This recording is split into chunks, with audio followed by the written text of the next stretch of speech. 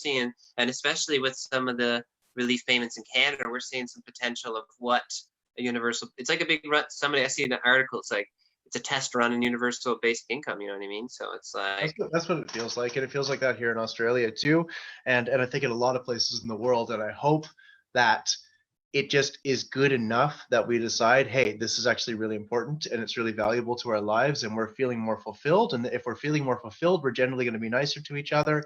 If we're feeling more fulfilled, we're going to generally have inspiration to want to do nice things, and to create projects and all that kind of stuff too.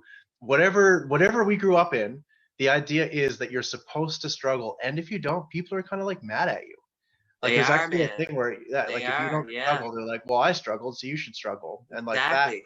chain of pain, that chain of karma and pain or whatever, I can't understand it because I've been that way myself.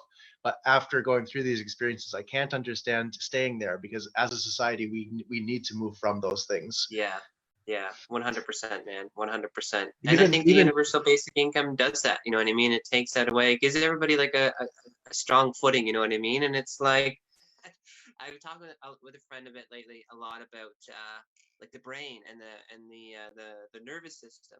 So imagine if you're out there like working a job, living paycheck to paycheck.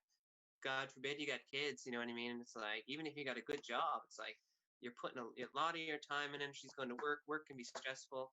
But again, if you're not in that kind of upper echelon, which most people aren't, you're just living it one step at a time. So your nervous system is constantly in like almost threat mode. It's almost like constantly like, we need to know, I gotta keep going, I gotta, you know what I mean? It's like this could happen, that could happen, this, you know, and it's like this close to like kind of tipping at any point. So people are on edge so much just to provide, just to try to survive, just to give food on the table and pay for the bills. Like, so if we could take them out of that state, not only are we basically, hey, here's your support system, we're giving you this, you'll relax a bit because you feel safe, you know what I mean? And then you'll interact with people because in a safer way, because you're not in this defense mode all the time. So it's like there's exponential potential with a universal basic income. You know what I mean? It's like it takes you out of this fight or flight mode neurologically. And if you have some of these basic needs met, you know, so and then you can start to climb up the period. I was like, climb up the pyramid, Maslow's period. Yeah. I think you actually swim or crawl up the period. Those all sound. It all depends how she's coming. Yeah. But yeah, no, that's a really good point. Is that this is not just a philosophical meandering. It's not like an idealism or a utopian. Wouldn't it be cool if we're talking about the science of our nervous system, the science of our body and our brains, and that when we are in flight or flight, we do not have the presence, love, attention to give to the people around us or ourselves.